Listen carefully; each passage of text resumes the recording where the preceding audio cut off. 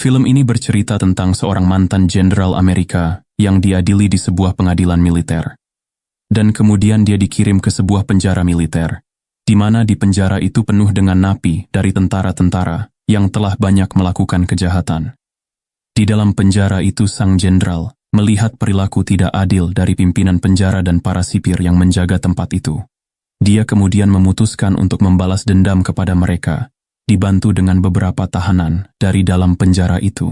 Akankah mereka berhasil menggulingkan kekuasaan kepala penjara dan para sipir? Mari kita cari tahu di film The Last Castle ini. Film dimulai dengan menampilkan sebuah penjara militer yang berbentuk seperti bangunan kastil. Penjara ini di bawah pimpinan seorang kolonel tentara bernama Kolonel Winter. Suatu hari saat Winter berada di kantornya, seorang bawahannya terlihat menemui Winter dan mengatakan bahwa seorang tahanan berpangkat letnan jenderal akan dipindahkan ke penjara mereka. Hal ini tentu menjadi kebanggaan tersendiri bagi Winter, karena sebagai kepala penjara, ia bisa langsung menyambut kedatangan sang jenderal itu, yang notabene adalah orang yang paling disegani di militer Amerika Serikat. Kabar kedatangan sang jenderal rupanya sudah menyebar di seluruh kalangan narapidana. Hampir seluruh napi sangat antusias menyambut kedatangan sang jenderal, tak terkecuali seorang mantan prajurit bernama Yates, yang kini bekerja sebagai bandar judi di kalangan para napi. Tak lama kemudian, orang yang ditunggu-tunggu akhirnya datang. Dia adalah Letnan Jenderal Eugene Irwin. Irwin dijatuhi hukuman 10 tahun penjara, karena memutuskan untuk mengirim beberapa pasukan Amerika dalam misi di Burundi. Dia kedapatan melanggar perintah presiden dan mengakibatkan kematian 8 tentara. Setelah bertemu, Kolonel Winter, sang komandan penjara itu, sangat mengagumi Irwin dan berniat meminta sang jenderal untuk menandatangani salah satu koleksi buku perangnya. Sementara, saat Winter mengambil bukunya, Irwin terlibat dalam percakapan singkat dengan salah satu penjaga penjara anak buah Winter, yaitu Kapten Perez. Irwin secara terbuka mengkritik koleksi artefak militer yang dimiliki Kolonel Winter, yang tak ternilai yang dipajang di kantornya itu. Ia menyebut benda pajangan itu sebagai sesuatu yang tidak akan pernah dimiliki oleh seorang veteran yang sering berada di medan perang. Karena benda-benda tersebut hanya akan mengingatkan para veteran perang akan rasa sakit yang mereka alami selama perang. Tanpa sepengetahuan Irwin, Winter yang mendengar obrolan itu kemudian tersinggung. Padahal sebenarnya Winter sendiri juga tidak pernah terlibat langsung dalam pertempuran, tapi malah mengkoleksi benda-benda bekas perang. Setelah itu Winter yang awalnya ingin meminta tanda tangan Jenderal Irwin, kemudian membatalkannya. Saat hendak meninggalkan ruangan kerja Winter, Irwin bertemu dengan seorang tahanan bernama Aguilar, yang berdiri dan memberi hormat kepada sang jenderal. Namun Winter kemudian melarang Aguilar untuk memberi penghormatan kepada Irwin, karena ia beranggapan bahwa Irwin kini sudah menjadi seorang tahanan dan bukan lagi seorang jenderal. Keesokan harinya, ketika semua narapidana berada di lapangan sedang melakukan aktivitasnya, beberapa narapidana terlibat adu mulut hingga berujung pada kerusuhan. Dan para penjaga penjara mencoba menertibkan kekacauan dengan menembak para narapidana yang memulai kerusuhan dengan peluru karet. Sementara itu, Kolonel Winter hanya mengamati situasi dari ruangan kantornya. Saat makan siang, para napi menemui Jenderal Irwin dan mengeluhkan bahwa di penjara itu sering terjadi penganiayaan yang dilakukan oleh Kolonel Winter dan para penjaga penjara. Beberapa napi pun ada yang tewas akibat tembakan peluru karet. Para napi berharap setidaknya Irwin bisa menyampaikan keluhannya kepada teman-temannya di pemerintahan untuk menindak tegas Kolonel Winter dan anak buahnya. Namun Irwin mengaku hanya ingin menjalani hukumannya di penjara ini tanpa terlibat masalah apapun. Irwin kemudian didatangi Aguilar, yang kembali memberi hormat. Aguilar tidak bisa menyembunyikan kekagumannya pada salah satu veteran perang paling terkenal di Amerika Serikat itu. Irwin dan Aguilar kemudian mengobrol santai tentang sikap hormat dalam sejarah militer, dan tanpa mereka sadari, Kolonel Winter memperhatikan mereka dari kejauhan. Sikap memberi hormat Aguilar terhadap Jenderal Irwin langsung membuat Winter yang angkuh menjadi panik. Hal ini dikarenakan para napi akan menjadi lebih menghormati Irwin, yang notabene hanya seorang napi, daripada dirinya yang menjadi seorang kepala penjara. Oleh karena itu, untuk mencegah tindakan memberi hormat dilakukan oleh narapidana lain, ia kemudian menghukum Aguilar untuk berdiri di lapangan selama 24 jam penuh. sambil memberikan penghormatan ke arah kantor penjara. Merasa kasihan dengan kondisi Aguilar, Irwin menghampirinya dan memintanya untuk berteduh di tengah derasnya hujan. Karena perbuatannya itu, Irwin harus mendapat teguran dan pemukulan oleh sipir penjara atas perintah Winter. Irwin yang tidak terima, kemudian menegur Winter dan bicara tentang hak-hak yang dimiliki narapidana selama di penjara. Namun Winter langsung membalas perkataannya dengan menyebutkan aturan-aturan yang harus dipatuhi para narapidana di penjara itu. Salah satunya tidak mengganggu tugas para penjaga penjara. Kekagumannya kepada Irwin memudar sejak Winter mendengar komentar sang jenderal tentang koleksi benda perangnya.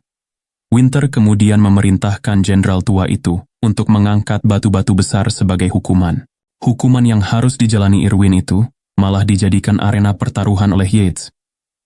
Para napi pun mulai bertaruh, apakah sang jenderal bisa menyelesaikan hukumannya itu atau menyerah di tengah jalan. Meski tubuhnya tak lagi sekuat dulu, Irwin tetap berusaha memindahkan batu-batu besar itu tanpa mengeluh sedikit pun. Dia kemudian menanggalkan pakaiannya di tengah cuaca yang panas itu. Di badannya terdapat banyak bekas luka yang dia dapatkan saat di medan perang. Salah satunya adalah bekas luka ketika sang jenderal mati-matian membela anak buahnya, yang membuatnya menjadi sosok yang begitu disegani dalam sejarah militer Amerika Serikat. Meski hukumannya ditambah menjadi 1 hari penuh, dan kemudian dia harus mendekam di sel isolasi sesudahnya, Irwin tetap berusaha menyelesaikan pekerjaannya. Setelah kembali ke ruang tahanan, para napi semua memberi hormat kepadanya. Para narapidana menganggap kesungguhan Irwin dalam menjalani hukumannya. Itu adalah bentuk semangat yang dimiliki oleh seorang prajurit sejati. Yates kemudian pergi ke tempat Irwin di selnya dan memberinya banyak rokok sebagai hadiah. Tetapi karena Irwin bukan seorang perokok, dia memerintahkan Aguilar untuk membagikan rokok itu kepada semua narapidana. Di sini, Yates dan Irwin terlibat percakapan. Dan dalam percakapan itu, terungkap bahwa Irwin ternyata mengenal ayah Yates. Ayahnya ternyata bawahan sang jenderal. Irwin kemudian menceritakan kepada Yates tentang kemampuan ayahnya yang mampu membangkitkan semangat juang kepada para prajurit lainnya. Keesokan harinya, Irwin pergi ke para tahanan yang sedang disuruh membangun sebuah tembok oleh Winter, supaya mereka sibuk dan tidak malas. Dia kemudian dengan bijak mengatakan kepada para narapidana untuk melihat sesuatu dari perspektif yang berbeda, termasuk pembangunan tembok yang dapat disamakan dengan membangun sebuah dinding kastil. Dia kemudian meminta Aguilar untuk mengajari para narapidana lain cara membuat dinding batu dan mortar yang kuat. Ini karena Aguilar telah mengatakan kepadanya bahwa ayahnya dulu adalah seorang tukang batu yang terampil. Setelah mendapat arahan dari Irwin dengan kepemimpinannya yang mampu memobilisasi dan mengatur para napi, mereka kemudian mulai membangun tembok benteng itu bersama-sama. Winter yang mengetahui hal ini kemudian berasumsi bahwa Irwin sedang membangun struktur loyalitas di penjara untuk mengumpulkan para napi yang loyal dan bersedia menuruti kata-katanya. Hal ini tentu saja dapat mengancam wibawanya karena para narapidana akan lebih menurut kepada Irwin daripada dirinya. Karena iri kepada Irwin yang mendapatkan rasa hormat dari para tahanan, Winter memerintahkan para penjaga penjara untuk menghancurkan tembok tersebut. Saat ketika Aguilar memblokir buldoser yang akan digunakan untuk merobohkan tembok, Winter segera memerintahkan penembak jitu untuk menembakkan peluru karet langsung ke kepala Aguilar. Tembakan itu ternyata membunuh Aguilar dengan seketika. Setelah tembok-tembok tersebut dihancurkan, Irwin dan para napi memberikan penghormatan terakhir kepada Aguilar, sama seperti menghormati para prajurit yang gugur di medan perang. Beberapa waktu kemudian, Winter yang merasa posisinya terancam, mendatangi sel tahanan Irwin dan menawarkan sedikit kesepakatan agar dia tutup mulut soal insiden yang menewaskan Aguilar itu. Namun Irwin dengan tegas menolak kesepakatan yang ditawarkan oleh Winter. Irwin dan para tahanan berdiskusi dan berencana akan menuntut pengunduran diri Kolonel Winter, karena dianggap menyalahgunakan posisinya untuk melakukan kekerasan yang tidak perlu kepada para tahanan. Di lain hari Brigadir Jenderal Wheeler terlihat berkunjung ke penjara itu. Selama kunjungannya ke penjara, Brigadir Jenderal Wheeler yang notabene adalah atasan Winter, memintanya untuk menepati janjinya untuk selalu menjaga Irwin di penjara itu. Ia menganggap Winter berhalusinasi karena menjadikan penjara itu seperti area medan perang. Itu karena Winter juga bercerita kepada Wheeler bahwa Irwin ingin merebut posisinya sebagai kepala penjara. Di sisi lain, Wheeler yang sangat menghormati Irwin kemudian bertemu dan berbicara langsung dengan sang jenderal. Dia mendengarkan keluhan Irwin dan para tahanan tentang kesewenang-wenangan Winter di dalam penjara itu. Wheeler kemudian menyuruh Irwin untuk mendapatkan bukti kesalahan Winter sehingga dia bisa mengambil tindakan terhadapnya. Setelah itu, Irwin dan beberapa narapidana terdekatnya mulai berunding untuk menggulingkan Winter dan mencopotnya dari jabatannya sebagai kepala penjara. Yates terlihat bergabung dengan mereka. Namun, saat sedang berkumpul, Yates terlihat meninggalkan Irwin dan anak buahnya. Winter yang melihat itu, lalu memanggil Yates dan mencoba menyuapnya dengan cara mengurangi hukuman Yates, asalkan dia bersedia menjadi mata-matanya untuk mencari tahu apa yang sedang direncanakan Irwin. Yates kemudian menyetujui tawarannya. Setelah berhasil mengalihkan perhatian para penjaga penjara agar tidak lagi diawasi, Irwin kemudian mengumumkan rencananya kepada seluruh narapidana untuk mengambil alih penjara dari kendali Winter. Mereka berniat untuk mengibarkan bendera Amerika Serikat secara terbalik sebagai tanda bahaya, yang berarti Winter tidak bisa lagi mengontrol para tahanan, sehingga dia akan dicopot dari jabatannya. Setelah mengungkapkan rencananya tersebut kepada semua narapidana, Irwin menyadari bahwa Yates memata-matai dia untuk melapor ke Winter. Irwin kemudian menemui Yates untuk berbicara. Irwin melihat Yates ini adalah seorang pejuang sejati seperti ayahnya. Irwin mengatakan bahwa Winter hanya melihat hal yang buruk dalam diri Yates, jadi dia hanya memanfaatkannya untuk kepentingannya sendiri.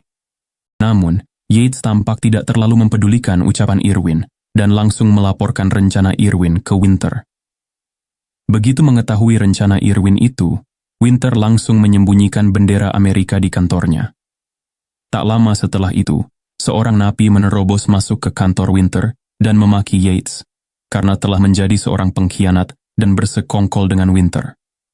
Yates tidak menyia-nyiakan kesempatan itu dan mencuri bendera dari kantor Winter, kemudian menyembunyikannya. Keesokan harinya, Yates pergi ke Winter dan mengatakan bahwa Irwin sudah mengambil benderanya. Winter yang marah kemudian memerintahkan anak buahnya untuk menjebloskan Yates ke sel isolasi. Winter tak menyadari bahwa Yates sebenarnya berada di pihak Irwin. Winter segera memerintahkan hampir semua anak buahnya untuk mengumpulkan para napi di lapangan dan kemudian mencari bendera itu di seluruh kamar tahanan. Namun, ini adalah bagian dari rencana Irwin untuk mengunci para penjaga penjara di dalam ruangan itu, agar para napi bisa lebih leluasa bergerak di lapangan. Irwin memang mengatur rencana itu untuk mengacaukan penjara. Tujuannya adalah untuk menunjukkan kepada Jenderal Wheeler bahwa Winter tidak layak memimpin penjara itu dan harus diberhentikan dari jabatannya. Di sisi lain, Yates berhasil melarikan diri dari sel isolasi tepat saat kerusuhan dimulai. Salah satu narapidana berhasil mencapai ruang komunikasi dan menghubungi Wheeler untuk melaporkan bahwa sedang ada kekacauan di penjara. Winter segera menurunkan sisa pasukannya untuk menghalau serangan para napi yang bergerak di bawah komando Irwin. Menggunakan senjata improvisasi seadanya dan kerjasama yang solid, para tahanan berhasil meledakkan kantor Winter dan menggagalkan serangan meriam air dari kendaraan lapis baja.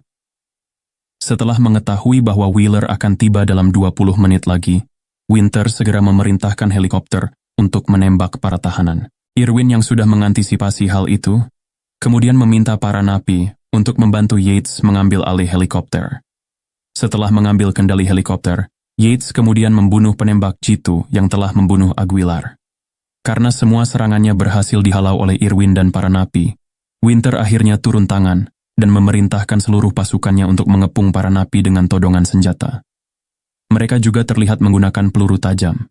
Winter kemudian memerintahkan para tahanan untuk tiarap, tetapi mereka mengabaikannya. Sampai akhirnya Winter mengancam para napi tersebut bahwa penembak jitu yang ditempatkan di atas mereka akan menembak mereka jika tidak mematuhi perintahnya. Irwin kemudian memerintahkan semua narapidana untuk tiarap, karena dia tidak ingin ada korban lagi. Mereka semua segera mematuhi perintah sang jenderal. Winter kemudian meminta Irwin untuk mengembalikan benderanya, tetapi dia menolak.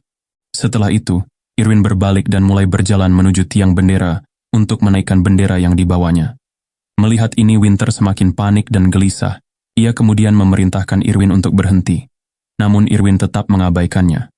Melihat Irwin mengabaikan perintahnya, Winter memerintahkan pasukannya untuk menembak Irwin, tetapi mereka tidak berani melakukannya. Dia memerintahkan pasukannya berulang kali dan berusaha menghentikan Irwin, tetapi tidak ada yang mematuhinya, termasuk ajudan kepercayaannya, yaitu Kapten Peretz. Karena tidak ada yang mematuhi perintahnya dan menolak untuk menembak Irwin, Winter mengambil tindakan putus asa dengan menembak punggung Irwin saat sang jenderal itu mulai mengibarkan bendera. Meski terluka, Jenderal Irwin terus mengibarkan bendera hingga titik darah penghabisan. Peretz kemudian berbalik dan menangkap Winter karena telah menembak Irwin. Setelah itu, para napi berdiri kembali mulai memberi hormat ke arah bendera yang dikibarkan.